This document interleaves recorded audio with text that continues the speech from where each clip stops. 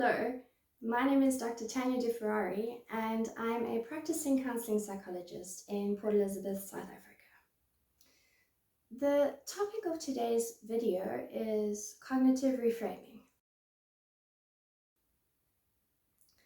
I have noticed over the past couple of weeks in lockdown that the direction that my thoughts take definitely impact the kind of day I'm going to have. When I'm feeling more positive, I seem to notice more positive things that happen in the day. And the same goes if I'm feeling a bit more down in the dumps. Our brains are like supercomputers. They are always trying to make our thinking and processing more efficient. They learn what is important to us, what information to focus on, and what information to ignore, thereby streamlining the information we're exposed to each day. This is great in theory, but what if I told you that this process can become flawed? Because of our experiences and our frame of reference, we may start to focus on the wrong kinds of information, which then skews or distorts the way we perceive situations.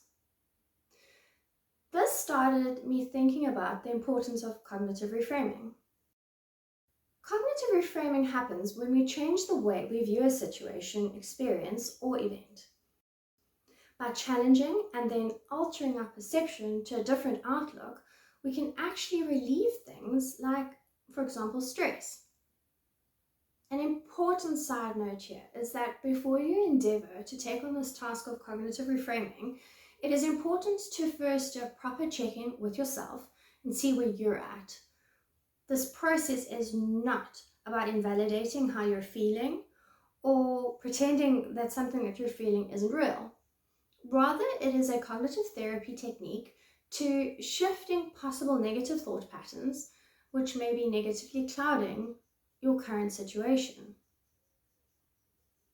There are three main steps to cognitive reframing, or stages, and these are identifying your typical thinking style, challenging your previous negative thought patterns, and then finally reframing those negative thought patterns. Let's go through each of these steps using an example we're currently all familiar with: Covid-19 lockdown. Step 1. Identifying your typical thinking style.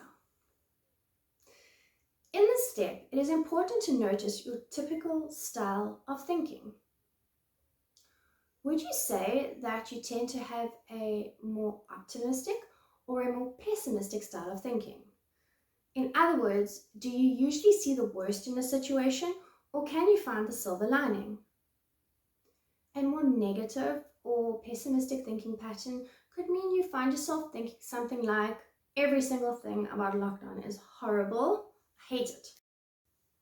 There are actually a number of different types of negative thinking patterns. Let's explore a few of these. The one is overgeneralization. And this is when you take one experience and assume that all future experiences will be exactly the same. Another is all or nothing thinking or polarized thinking. This is when you tend to oscillate from one extreme to the other and struggle to find the middle ground. Do you find yourself using the words always or never a lot of the time? Another is called a mental filter or a negative mental filter. A mental filter is actually the way all of our minds work to make us more efficient. It helps us to focus on important things and ignore irrelevant stimuli. However, if we've experienced trauma or suffer from anxiety or depression, our filter can have been distorted to only identify threats or to notice the negative parts of a situation. So sometimes it can be so strong that we actually gloss over and don't even notice the positive facets of a situation, and we only focus on and actually magnify the negative. Another is personalization.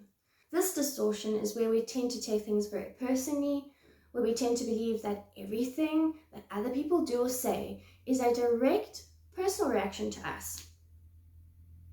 So these are only a few of the cognitive distortions that exist. I think there are actually more than 15.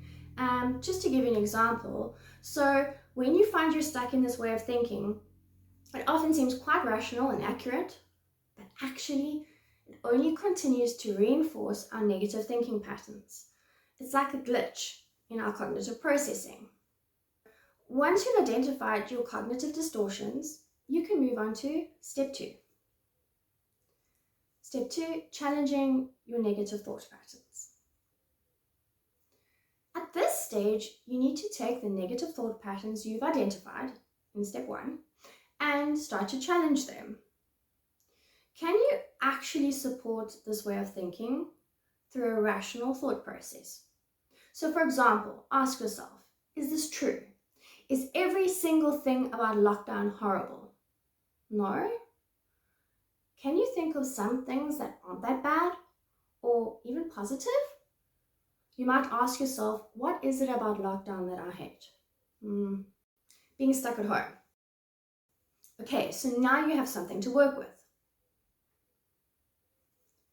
Step 3, reframing your negative thought patterns. This is the stage where you consciously shift your mental perspective or your mindset. It is important not to try and jump to the opposite extreme. For example, if you said, I hate being stuck at home, you shouldn't try and convince yourself and say, I love being stuck at home. No one, including yourself, is going to believe you. So you might start by replacing one word. So instead of saying I'm stuck at home, you could say I'm safe at home. And then move on to some more alternatives. So maybe you could try thinking, okay, I get to spend some quality time with my family at home. So now something that was all bad is suddenly not. It is important to remember that this takes time. It is not a quick fix. You have to be mindful of your thoughts and keep working on challenging your negative thinking patterns and learn to catch yourself in the act. Good luck.